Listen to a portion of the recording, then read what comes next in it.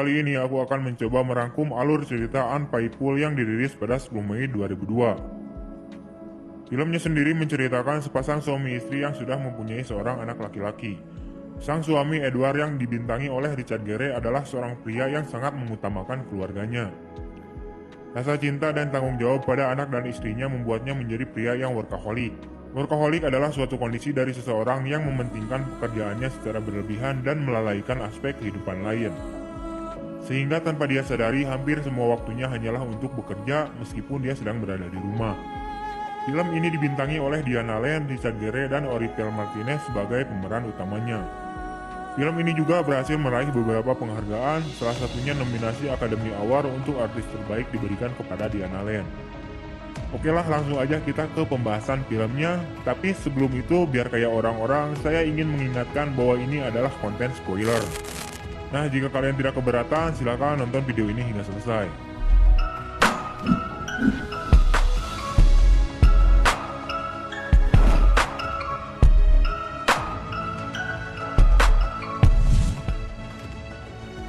Di awal film memperlihatkan sebuah keluarga. Sang istri bernama Connie hanyalah seorang ibu rumah tangga yang hanya mempunyai kesibukan dengan anak dan segudang aktivitas rumah tangga. Charlie adalah anak lelaki mereka yang masih sangat manja dengan orang tuanya, bahkan tak jarang pula masih suka mengompol. Wajar lah wah, anak kecil, aneh juga dulu waktu SD sering mengompol kok, tapi di kamar mandi. What the fuck? Tapi dengan sabarnya ibunya memperingatkan Charlie agar dirinya bisa buang air kecil di kamar mandi.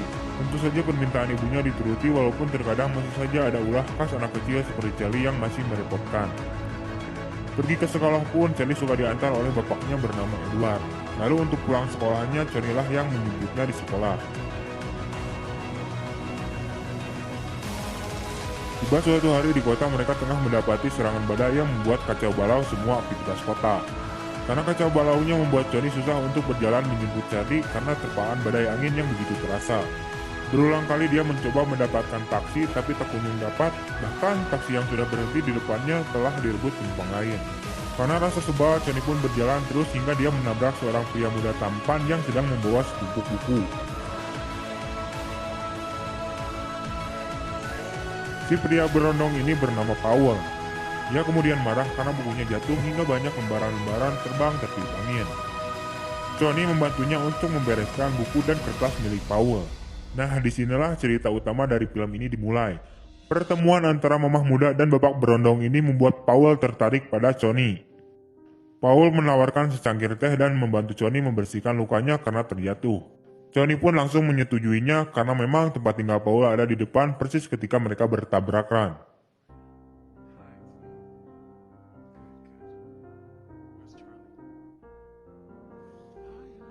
Sesampainya di rumah, Paul membantu membersihkan luka Johnny dengan bandainya. Nah, dari sinilah Johnny tahu kalau Paul ini adalah seorang penjual buku. Sampai Paul bisa menghafal letak buku hingga halaman buku yang paling menarik. Pertemuan mereka membuat Paul ingin sekali memberikan Johnny sebuah buku romantis sebagai souvenir. Paul pun mengatakan agar di lain hari Johnny bersedia untuk kembali mampir. Si Johnny pun kemudian hanya tersenyum. Sepulangnya di rumah, Johnny menceritakan kejadian yang dialaminya bersama Paul pada suaminya. Edward pun meminta Johnny agar kembali menemui Paul untuk menyampaikan rasa terima kasihnya karena telah membantu Johnny membersihkan lukanya akibat terjatuh tadi. Dan Edward juga menyarankan agar Johnny membawakan Paul sebotol wine. Saran Edward nampaknya dilaksanakan oleh Johnny yang keesokan harinya kembali mendatangi rumah Paul dengan membawakan beberapa kantong kue. Kedatangan Johnny yang kedua membuat Paul senang. Dengan canggungnya Johnny memasuki kediamannya. Kali ini si Paul membantu Johnny melepaskan mantelnya dan membuatkan Johnny secangkir kopi. Lalu kemudian si Paul mengajaknya untuk berdansa. Paul begitu intens menatap mata Johnny, tak canggung pula menghujani Johnny dengan banyak pujian. Mulai dengan matanya yang indah, bibirnya yang seksi, tetenya yang biasa-biasa aja, nggak menarik, nggak besar, nggak kecil, sedang-sedang aja. Paul adalah seorang pria muda yang secara natural membuat Johnny tertarik dan membuatnya melayang-layang di udara. Pertemuannya dengan Paul membuat Johnny memiliki kesan yang mendalam, hingga berubah ke ketertarikan yang luar biasa membuat dirinya berubah menjadi Johnny yang memperhatikan penampilan. Penampilan Johnny semakin hari semakin membuat Powell semakin berani menyatakan perasaannya, hingga membuat mereka berdua masuk ke dalam perselingkuhan, yaitu enak-enak Thea, mantap-mantap Thea, anjim, wanita laknat. Semakin hari Johnny semakin gemar berdandan. Johnny semakin lupa pada tugasnya memperhatikan anaknya, bahkan untuk menjemputnya di sekolah sekalipun. Karena setelah pertemuan kedua dan seterusnya, Johnny suka menghabiskan waktu bersama Powell. Hingga tanpa mereka sadari, adegan romantis mereka di sebuah kafe telah disaksikan salah satu teman Edward, yaitu suaminya.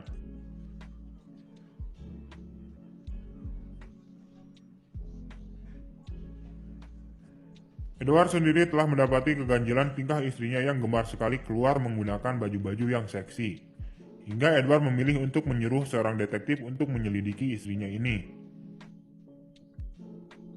Sang detektif pun segera mungkin melakukan penyelidikan pada Johnny. Beberapa hari kemudian, sang detektif kembali menemui Edward dengan membawa hasil penyelidikan istrinya yang telah berselingkuh. Bukti yang diberikan berupa foto dengan keterangan waktu serta tempat kemana saja mereka pergi untuk berkencan. Edward yang sadar bahwa istrinya telah berselingkuh, ia kemudian pergi ke kediaman Powell.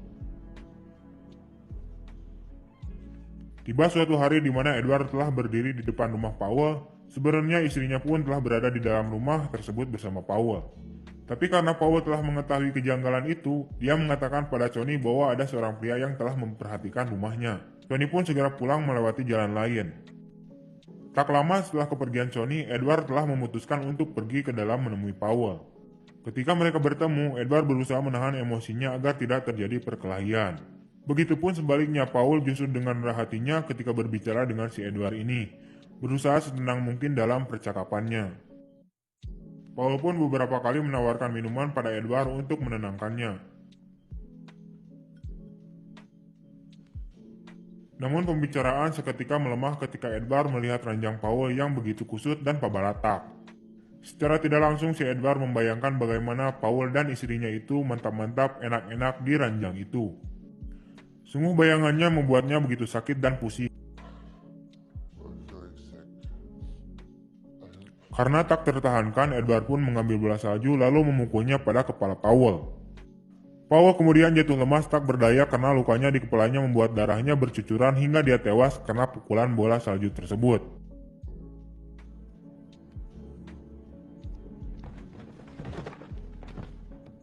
Karena sadar telah membunuh, Edward berusaha merapikan mayat Powell serta menghilangkan dan membersihkan semua barang bukti yang mengarah kepadanya. Hingga tak sengaja dia mendengar Johnny yang telah menelpon Powell lewat mesin telepon penjawab. Johnny mengatakan pada Powell kalau dia ini ingin mengakhiri kegilaan ini. Johnny benar-benar ingin kembali ke pelukan keluarganya. Dia tidak ingin membuat kesalahannya menjadi bertambah. Dengan menangis dia pun menutup teleponnya. Lalu kemudian Edward pun menyesal karena telah membunuh Powell. Mayat Powell kemudian dibuang di tempat pembuangan sampah tanpa sepengetahuan Johnny. Hingga suatu hari ada dua orang polisi mendatangi kediaman keluarganya, di mana ketika itu Johnny, Charlie, dan Edward sedang berkebun di halaman depan dengan membersihkan rumput-rumput liar. Dua polisi itu telah mengajukan beberapa pertanyaan pada Johnny mengenai Powell. Johnny pun takut untuk menjawab tentang Powell. Dia takut kalau Edward menangkap perselingkuhan mereka. Walaupun sebenarnya Edward sudah mengetahui perselingkuhan mereka, Johnny terpukul ketika mendapatkan informasi bahwa Powell ini meninggal karena terbunuh. Di sisi lain, si Edward bingung karena dia merasa dialah yang membunuh Powell. Begitu herannya kenapa polisi ini bisa melacaknya padahal semua bukti yang ada sudah dihilangkan. Polisi bercerita kalau mereka menemukan nomor telepon Johnny di dalam catatan Powell. Johnny pun beralasan bahwa dia hanya tahu tentang Powell sebagai penjual buku. Lalu kemudian Edward pun menyuruh kedua polisi ini untuk segera pergi. Selang beberapa hari kemudian, barulah Johnny tahu kalau Edward lah yang membunuh Powell karena cemburu. Edward pun dengan geramnya kembali marah pada Johnny yang telah berani memberikan hadiah bola saljunya kepada Powell. Edward dan Johnny pun saling berbenah diri dan kembali menerima kondisi masing-masing. Setelah itu, Johnny memutuskan agar mereka segera pindah ke tempat atau negara lain untuk memindah kehidupan baru dengan mengganti nama atau apapun agar kehidupannya kembali normal lagi. Dan si Johnny pun melarang Edward untuk menyerahkan dirinya kepada pihak kepolisian. Padahal ketika itu mobil mereka bertiga telah berhenti di depan kantor kepolisian. Dan itu dia untuk ending filmnya, wah, sungguh mengencerotkan. Juga buat kalian yang mau request tentang film apa selanjutnya, silakan berkomentar aja di kolom komentar. Juga sertakan alasannya ya, biar saya lebih bersemangat lagi untuk membahas filmnya. Oke, terima kasih telah menonton video ini. See you next time and bye-bye.